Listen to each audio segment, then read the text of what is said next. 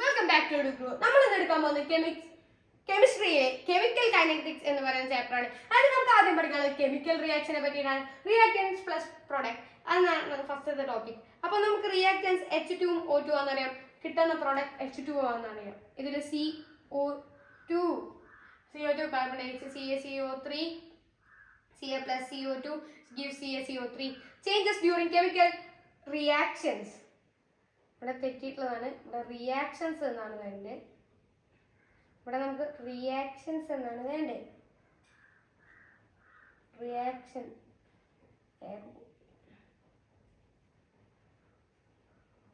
Reactions എന്നാണ് വേണ്ടത്.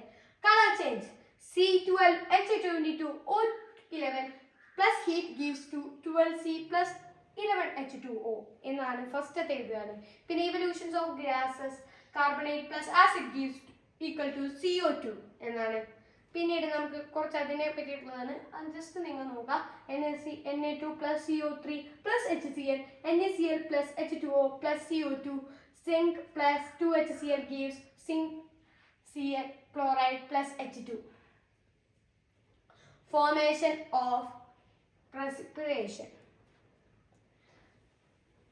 2Ka plus Pb CH3 COO2 2KCH3 COO plus PbI2.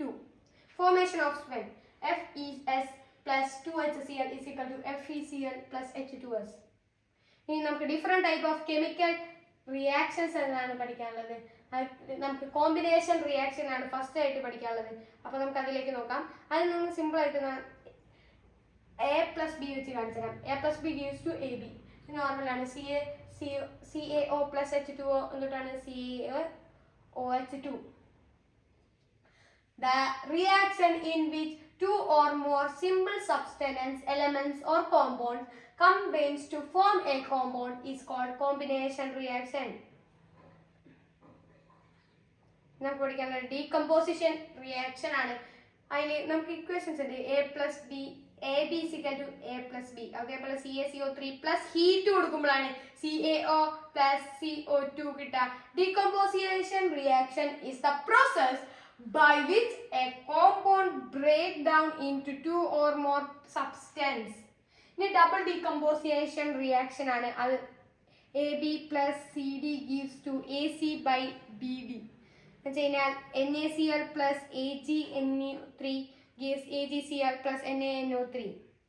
Double decomposition reaction is a reaction in which two compounds reacting with each other interchanging their ions to form two new compounds ആണ് അതിൻ്റെ ഇത്. ഈ displacement reaction ആണ്. A plus BC is equal to AC plus B. Zinc plus 2HCl gives you zinc chloride, ZnCl2 plus H2. Zinc displace reaction in which an element in a compound is displaced by another element are called displaced reaction. അപ്പോൾ എന്തുകൊണ്ടാണ് reaction in which an element in a compound is displaced by another element is called displacement reaction. Rate of chemical reaction. ഇതൊക്കെയാണ് അതിനെ effect ചെയ്യുന്നത്. Nature of the reactant, concentration of the reactant, surface area of the reactant, temperature, crystals, catalyst. Nature of the reactant. Reaction undergo collision to form products. Concentration of reactant. High concentration ആകുമ്പോൾ reactant ഇത് കൂടും. High concentration, high number of molecule collision ഉണ്ടോ അവിടെ? Second കൊളോഷൻ ആണ് ഇവിടെ. കൊളോഷൻ ആണ് അവിടെ. അത് ഹൈ ആയിരിക്കും എന്നാണ് പറയുന്നത്. ഹൈ ആയിരിക്കും എന്നാണ് പറയുന്നത്. റേറ്റ് ഹൈ ആയിരിക്കും.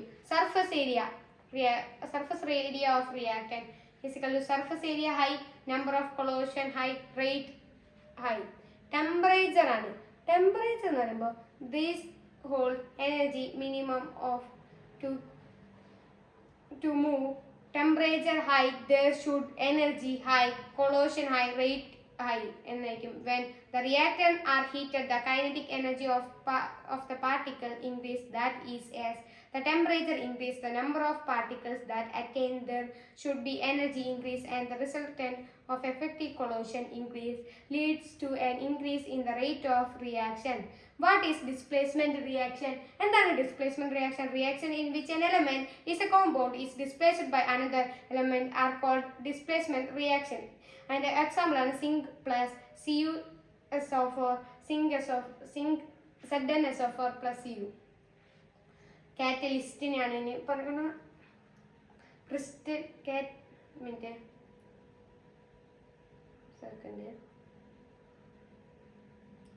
കാറ്റലിസ്റ്റ് ആണ് നമുക്ക് പറയുന്നത്. തന്നെയാണ് കാറ്റലിസ്റ്റ് ആണ് ഇനി നമുക്ക് പഠിക്കാനുള്ളത്. അതിന് കഴിഞ്ഞാൽ ഈ ചാപ്റ്റർ അവസാനിക്കാണ്.